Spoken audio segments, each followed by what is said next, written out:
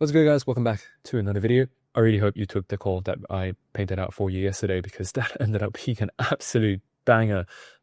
Heck, the title of the video is Dump Incoming, Take Advantage of It. And look what happened on Bitcoin. And yesterday was a textbook example of what I mean every single time when I tell you guys that it's not about trading every single day. It's more about, occasionally you're going to get one trade that kind of pays for the entire week, or heck, the entire month. Like that move that happened yesterday is one of those trades where I know I saw a lot of your comments on Twitter and a lot of you ended up closing the trade out early. But in the event where, if you manage to hold out on those trades, and those trades are kind of like what you're aiming for, and you're able to risk a proportionally higher amount of money behind those trades because, well, they're A+, then yeah, one trade could make the whole week or the month. And that's also the reason why you always hear me say, take a look at Monday. If you guys were following along the price action from Monday and Tuesday, absolutely horrible. Wednesday, we ended up getting a loss, but conditions were okay. But Monday and Tuesday, even if you ended up being the best trader in the world, that would have been tough conditions to make it work because there was absolutely nothing happening. And it's so much better as a trader where you always conserve your, energy and your mental capital and your physical capital and just avoid those days entirely. Focus on the days where there is news and there is a reason for price to move, and bang, this type of trade is what you end up getting. But anyways, now that we have gotten a huge dump on Bitcoin, I'm going to break down what is going to be next, and hopefully try to take advantage of another trade for today. And so far, seems like price is already, kind of dumping, which kind of leads me to believe that this is going to continue. The volatility is not quite over. So one thing that you definitely don't want to do in this phase is to buy the dip, buy the dip. Now, the only thing that I will caution you against, and something that will almost guarantee that you are going to lose money, is buying the dip. This is what most people don't realize about buying dips. When you buy a dip, right, you are buying with the assumption that, okay, when price hits this arbitrary level that you believe that it should bounce, once price hits it, it should bounce. As you and I may know, through countless examples, that is not quite what happens most of the time. And that's because when you do that, fundamentally speaking, you are buying into a market that is dropping. Now, what does market that is dropping tell you? It's in a downtrend. Market structure is bearish, order flow is bearish, it's reaching for some sort of sell side liquidity. Or even if you don't understand that last part, it's bearish. Why would you buy into a market that's bearish? Correct kind of train of thought would be, okay, the trend is your friend. You trade bullish when you're in a bullish market. You sell when you're in a bearish market. So the correct thing to do in this case is to sell, not to look to buy. And if your countless experiences with trying to catch the bottom has not already humbled you and perhaps taught you a lesson, let this be a fair warning that yes, prices are about $10,000, $20,000 lower than just a month ago. Is that a sign that tells you, hey, you should be buying right now? Because the truth is, nobody knows when the dip is going to end. And what we do know is that right now, the market is incredibly bearish. I've been saying that it's been bearish for, the last couple of weeks. And to tell you guys, hey, position into shorts because it's what the market is showing at the moment. And for those of you that have followed along this channel, well, you would have taken advantage of every single major dip. Yes, we have lost money on these days right here where there were slight pumps. But for the most part, this and this more than makes up for it. And this is just the game of trading. I know I've spent this last 4 or 5 minutes just kind of ranting about some, concepts, but truthfully, they are very important for you to understand. I know some of you may just want me to get right into the video and just, give you the trade, which I will do right now. So anyways, we have a bearish daily bias. Right now, we're going to be looking to short. And then now, if we go down into the 1 hourly chart, we can see that we potentially are going to have some sort of bearish order block forming. Now, by the time you watch this video, and in about 7 minutes and 40 seconds, we're going to get this 1 hourly candle close. I do expect that we will close below this level at, what is this, 82,100. If we do, this validates this as a potential bearish order block, and we're just simply going to be looking for price to come into this bearish order block and then to form a 5-minute CISD down to the downside around the news window, which is from 7:30 a.m., 8:30 a.m., and potentially even 9:30 a.m. Now, just to give an idea of that news window, yesterday, the ideal trading window would have been between 7:30 and 9:30 a.m. as well, where you are going to look for this 5 minutes change in state of delivery to happen in between those couple of hours. Guess what? The CISD occurred at 9:25 a.m. yesterday. Brilliant, right? It's no coincidence. Trust me, I've been doing these daily live trading videos for the better part of the last year.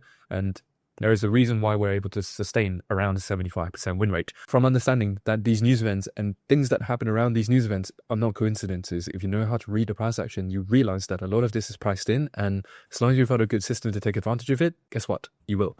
But anyways, once you see that 5-minute changes to delivery around this order block at around the hours of, again, 7:30 to 9:30, yes, repeat after me, news window is the hour before news to the hour after news. That's when you look for these things to happen, because at around those times is when you get the highest probability of these things happening. Once you get that, go for a short.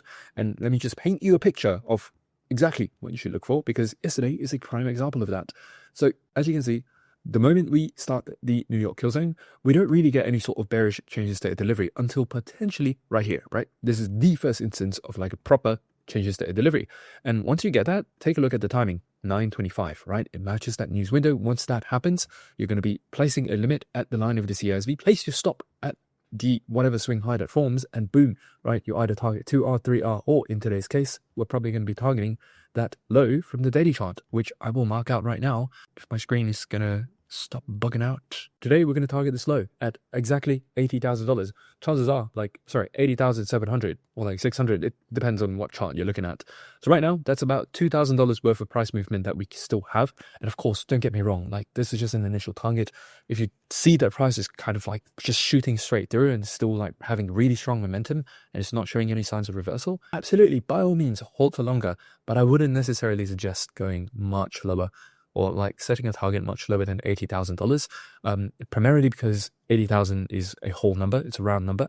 As such, it is going to act as kind of a psychological kind of support. There's just going to be a lot of interest around that level. So personal opinion, I think just targeting this low right here at 80,500 is going to be more than enough. It's a $2,000 move.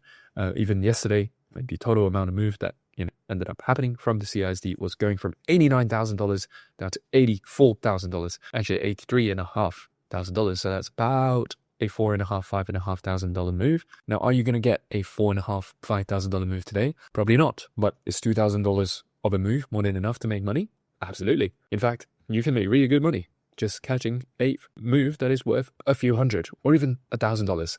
But anyways, that's as a first target. If price continues to go strong, then yeah, continue holding on to it. Now, if there's any one of you from yesterday who ended up holding trade all the way until today, drop a comment down below, because the system works. What can I say? So anyways, the setup for today is going to be very straightforward. Let me just go to the 5-minute chart. So far, the London session has been chopping around. So yeah, I think the ideal setup today is just going to be looking for a break below that order block. Now, there is a potential that you could potentially come sweep back, sweep these, weak lows, and then potentially filling in these fair value gaps this fair value gap before you continue moving downwards. But either way, you're going to be looking for that 5-minute CISD. That's very key. Once you either this forms and you do this, or this forms and you do this. Either way, that 5-minute CISD, right? When I tell you guys about news windows being increasing your probability of your trade by a lot, this is exactly what I mean. When you have news, guess what?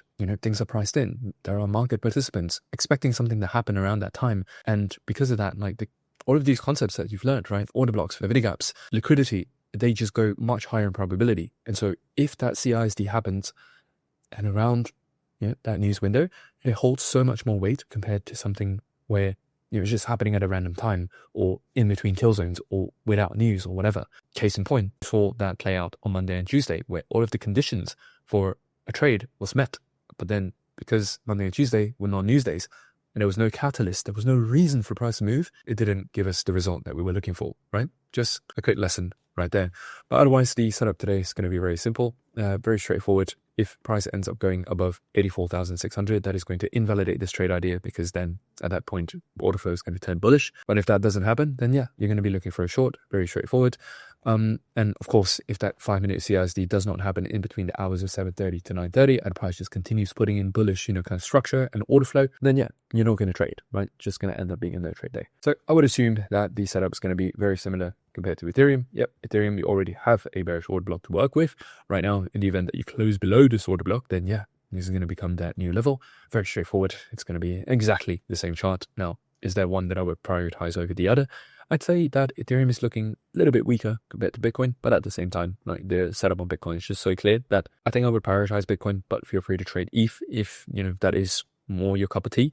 Right now, one thing's for sure, you already have that 5-minute CISD, but again, it doesn't line up with that news window, so we're going to just ignore it for now. But the overall setup is just super similar. With Solana, you're coming back into this order block right here. So far, you do not have a bearish order block yet, because you do need Solana to close below 113.75. So yeah, in the event that this happens, then this will be validated. But so far, Solana does look like it has a little bit more relative strength compared to Bitcoin, which is not the end of the world. But just keep that in mind as you head into trading today, where Bitcoin would probably be your first option, Ethereum is your second, and I would personally avoid Solana. Now, as a quick little bonus, I'm not sure if you trade USD Canadian, but there's USD Canadian news today. So if anyone's trading Forex, just understand that within that same news window, you don't necessarily have to trade crypto because USD Canadian is very likely to give you a very solid trade. But outside of that, guys, I will keep you guys posted throughout today on Twitter, especially as we approach that news window. But otherwise, I am going to go visit one of my first night markets in Taiwan. But yeah, otherwise, I'm going to start hitting the night market. And it opens once a week on Fridays, so I'm going to miss it. Catch you guys later. Ciao, ciao.